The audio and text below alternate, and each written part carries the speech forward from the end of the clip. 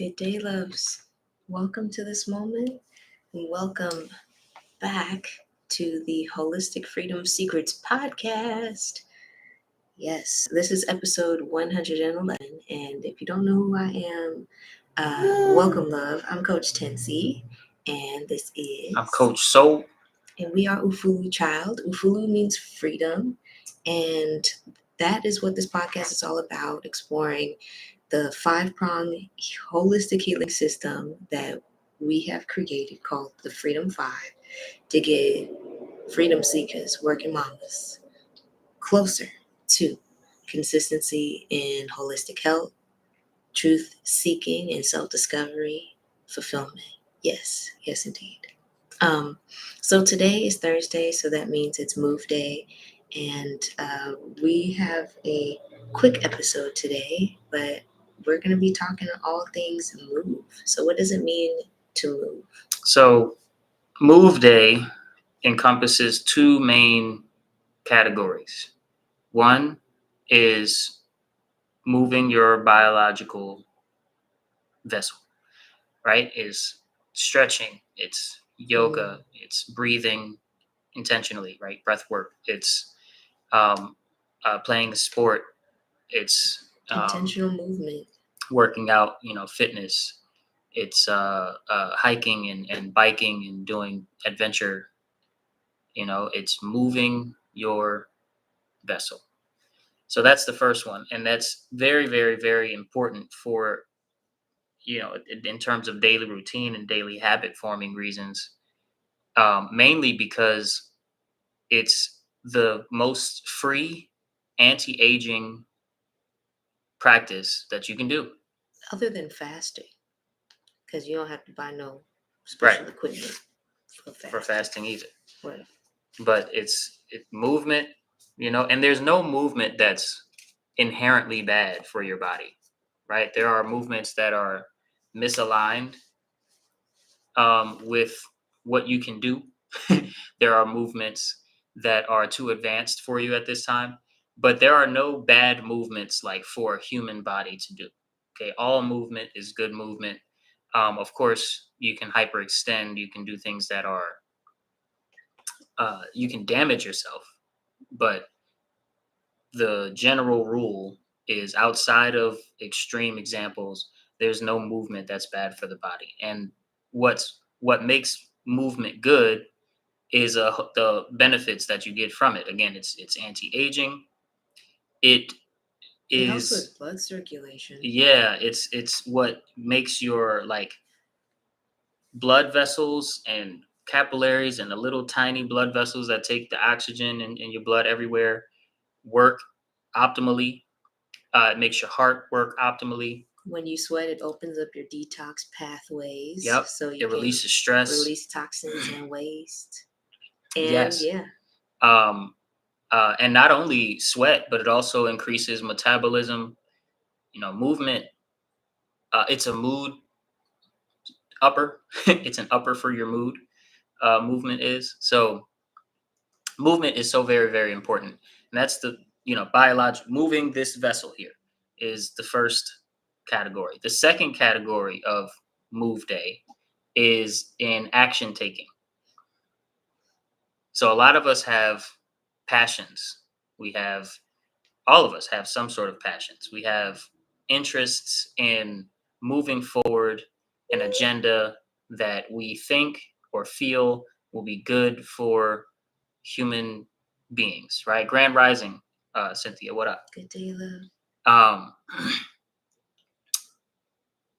In our pursuit of actualizing these goals that we have, taking action on a consistent basis is necessary, right?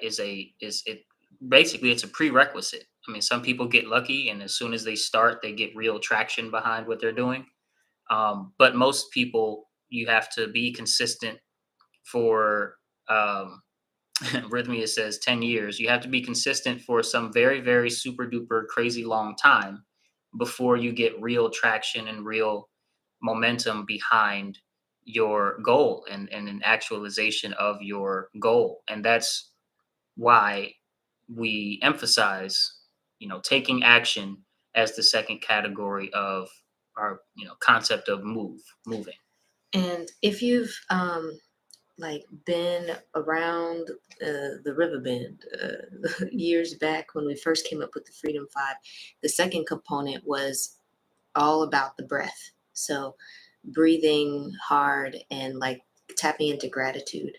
And honestly, how I think about it now is it's both. So it's still incorporating the breath, but also leaning into what is in your thrive zone. So, what is that thing that you most need, most are called to, aka ready for, and also what you would love to experience that is rooted in your passion as well. So that inspired movement from the inside out as well is important. So why are we talking about move? Um, I kind of want to share like a story. Do you have like a story of a circumstance that how do we how do we incorporate movement in a busy day, like, because after becoming parents it just changed a bit, at least for me it changed a lot in terms of how like my relationship with movement and consistent exercise, what that looked like. Before I was doing like hit workouts, changing it up, like lifting free weights in the gym, and um, just having a lot more higher intensity, uh, more complicated, maybe even longer than 20-minute workouts. And Maybe. now, yeah, not every day, but I definitely wasn't syncing anything to my cycle. So there would be some times where I would like have the emotional lull and wonder why um, I'm having like going through this emotional change or like a mood swing when I was movement is supposed to be so healing, and it's supposed to be great all the time, as what I thought. But yes, it is. But how I was moving, like say I was going hard with cardio in the last phase of my cycle, and that last phase of my cycle is a calling for more of a uh, Hormonal imbalance. the last phase of the cycle. What I was going to say Mm. is calling for more of a nurturing, more of a restorative movement type of Mm. movement. So just not knowing these things prior, I was low key stressing my body out before. At times, I didn't even know that it needed something else. So since it's become more of a more effortless to think of, okay, where am I in my cycle? All right, so I'm in this phase. So I know now that, say if I'm in my power phase in the beginning, I need to focus in on cardio, get my heart rate up, change it up, get some variety in there to support estrogen. If I'm in my second phase, which is like the manifest phase, around when I would be ovulating, or days 11 to 15-ish, depending on the lady, then I would need to shift gears, focusing on strength training, because that's when testosterone is hitting. Now, for a guy, y'all can focus on this anytime because you get bursts of testosterone every 15 minutes. Just gotta also have your rest days, for sure, for sure.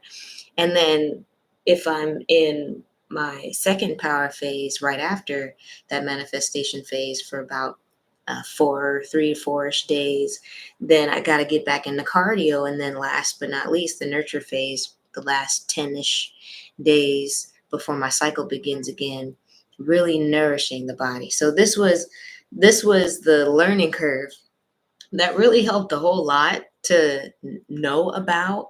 And I started to notice how, like how you make one little tweak and then it seems like was the puzzle piece that you needed in order to find some more balance in your emotions and your mental state, and in just feeling inspired and driven to take action. So I just wanted to share that. So Awesome.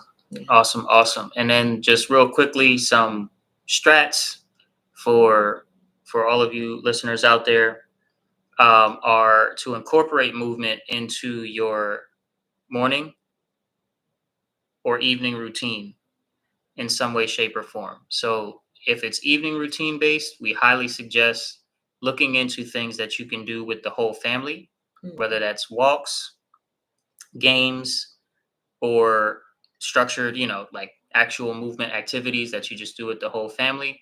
Highly suggest looking into what uh, could be afternoon routine for you and your family. Let's say Monday, Wednesday, Friday, right? And you can make it. If it's morning, oh yeah, go ahead. real quick, yeah. If it's in the morning, then something that helps Tensi a lot is this app called Fit On, but you can just also use YouTube, where you go and you follow a workout, just follow the instructions on the screen, and it's already set. You already know the video is only 10 minutes long, and so boom, you have 10 minutes, you have 15 minutes, get into your movement, get your shower on, and go about your day. But morning and afternoon routines are good for building the habit, building the momentum, and morning and evening, right? oh, pardon me, morning and evening routines, building the habit of getting into movement intentionally for your health journey, holistic health. Yeah. So let us know how you fit movement into your day, because most likely you are also caring for somebody else, whether it is an like you. I mean, you could have grown kids, you could have like grandbabies, you could have little babies like us. And regardless, how do you incorporate movement into your day? How do you stay consistent with it? One other thing that we've talked about on the podcast is, thinking through, okay, if you love gardening, then making that a whole thing. Like if you need to fertilize the plants, then focus on alignment in your body, like really tap into your body, lift from the knees, and use that as part of your strength training, low key. And just how we can do functional movement throughout our regular daily activities and tasks as well. Yeah. So if you want like a fun little idea, we did a previous podcast on like um, 15-minute mini routines around movement. I can look it up and link it in the comments. But yeah, let us know what you do, and we'll tap in for the next episode, which is on Shine Day. That's pretty much all we got for you today, guys. Thanks for tuning in. It's episode 112, and we'll see you all tomorrow for Shine Day. Take good care, loves. We'll post the replay.